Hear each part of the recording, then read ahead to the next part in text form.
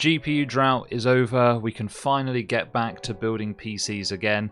So let's do it, guys. This could be your next £800 PC that's going to give you fantastic performance at 1080p and in a lot of cases 1440p as well. Obviously without breaking the bank, keeping it under that £800 price point. So stick around, we're going to be going through the parts, why we chose them, we're going to be going through a build, we're also going to be going through other things, testing, gameplay, all these kind of things to keep you hooked. So see you on the other side. Walla walla! Okay, so the brief is keep this under £800 but still get fantastic performance, which shouldn't be a problem. We're going to start with the CPU. This is the Ryzen 5 5500. It's one of the new CPUs that AMD has brought out to try and hit some more of that budget sector. It's 6-core 12 thread, but it does run on PCIe Generation 3, which means that we're not going to be getting any of these fancy PCIe Generation 4 SSDs working, but again, at this budget, it's not going to be one of our primary concerns, is it? So this is basically going to give you equivalent performance to something like a Ryzen 5 3600, so that's one of the really popular CPUs from the last generation, which I don't think is being produced anymore. We're going to save a bit of money by sticking with the stock cooler.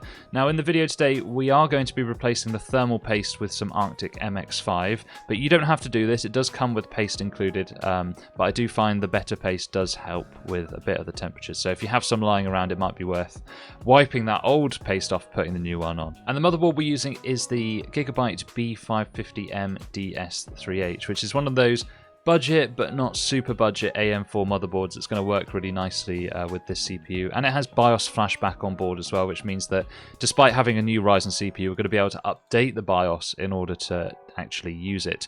If you don't have a BIOS flashback button, you're going to be a bit shafted with this one unless you've got an older Ryzen processor around to update it. But really, any motherboard in this price range with 4 memory slots and isn't absolute trash, as long as it has a BIOS flashback button, you'll be fine, so you can leave this one up to your own personal choice. I quite like the MSI B550M Pro VDH Wi-Fi if you can get it for about £90 when it's in stock.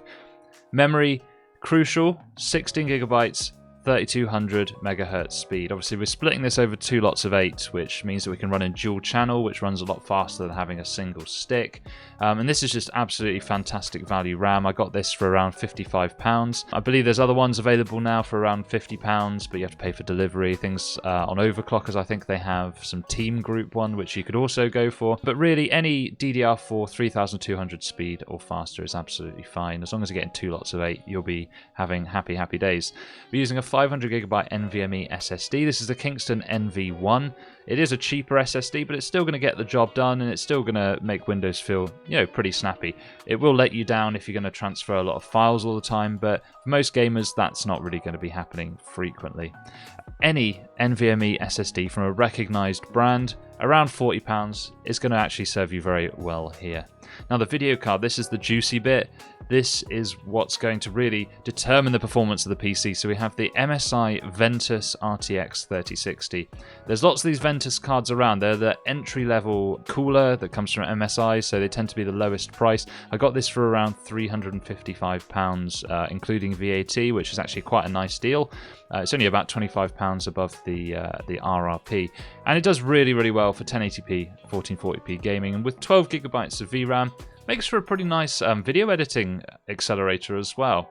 The case we're going to use is the MSI MAG 100R, and there's a card in the top now. I don't want you to click off the video now, but we have reviewed this case, and it's absolutely amazing. For £45, this case is absolutely sweet, and you're going to have no problems here with a mesh front and plenty of RGB included. Now the power supply is going to be somewhere you might need to do a bit of shopping around. Today we're using the Cooler Master MWE Bronze 750 watt power supply. We got this on a really good price of £40 including VAT, but I'm not sure that you're going to be able to get it for this price anymore. But really, 550 watts will be plenty for this system. I do really like going for high wattage like 750 though. You get a bit of longevity, you get those upgrade options down the line, so if you can stretch to that, then that's fantastic. But for now, we're going to be putting this down as a £40 PSU. Make sure when you're buying a power supply, it's from a reputable brand. Don't buy these cheap ones like CIT, Aerocool, generic builder power supplies.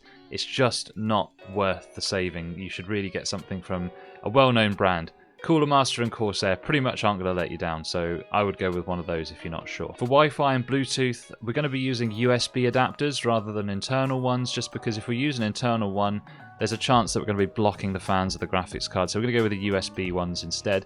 But of course, if you've bought something like a motherboard with built-in Wi-Fi and Bluetooth, you don't need to do this bit, of course. We're also adding a rear 120mm RGB fan. We just had one lying around, so we're going to be chucking it in. But of course, for your build, guys, you don't actually need it. It's because the case will come with one for free. It's just not RGB. So those are the parts. I think it's going to make for a really nice, mid-level spec, I would call this. So I think you're going to be having fabulous gaming performance on this. But let's put it together and see how we did.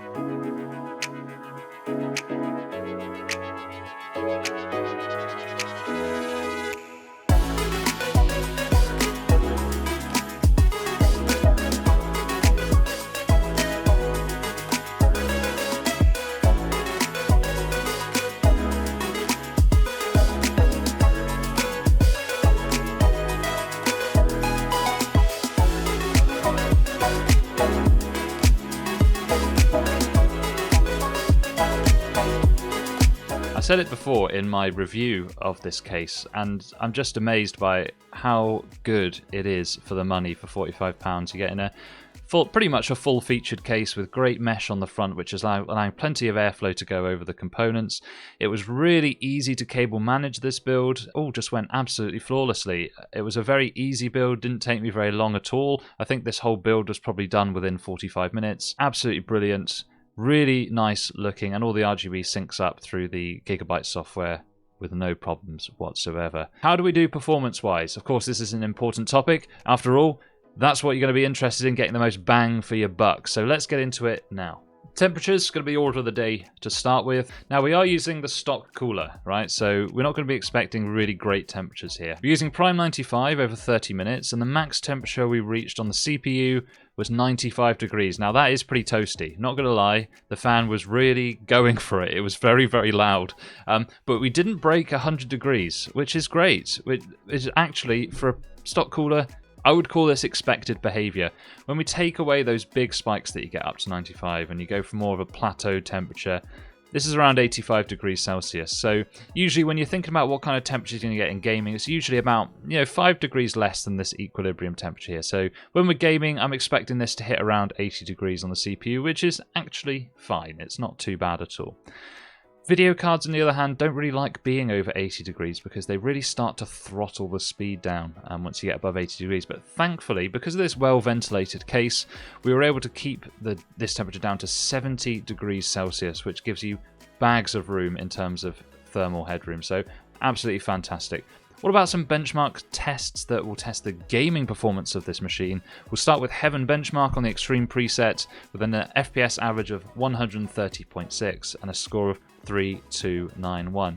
Pretty much exactly what I'd expect for an RTX 3060 system. For reference, we just did one in this case actually with an RTX 3060 Ti and 5600X, and that was getting approximately about 40% better performance in terms of the score. And I think it was getting, slightly more FPS, maybe about 180 FPS. Let's talk about Shadow of the Tomb Raider, 1440p, highest preset with DLSS off. We've got an average FPS of 80, which for 1440p gaming on what's considered a more budget range card, actually this is really good. So 80, highest preset, no DLSS. That's a pretty nice FPS that we've got going there. How about some in-game performance?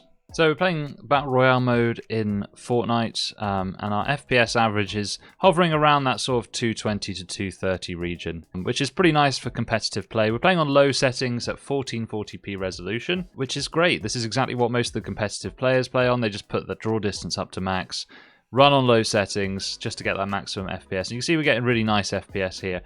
Don't worry too much about this 1% low. I think this new update in Fortnite has put a load of stuff into the environment which causes frame drops. Just pay more attention to the average here and you'll be absolutely fine. Apex Legends is next on the menu, and we're getting, around 130 FPS, 120 to 130 FPS most of the time, which is pretty good, considering we're playing at 1440p on high settings. Now, I'm very confident that if you put this down to low settings, medium settings, which is what a lot of Apex players actually do play on, you're going to be boosting that FPS up quite a lot. Especially if you're going to be playing on a 1080p monitor, you're going to have no problems getting way over 144 FPS, so no worries at all. I just thought, we want to play an esports game. We've done that with Fortnite, but why not test out Apex with a bit of higher settings just to see how it can stretch its legs. And in addition, the temperatures are actually doing better than I expected. So you can see on the CPU here, we're only getting around 65 degrees.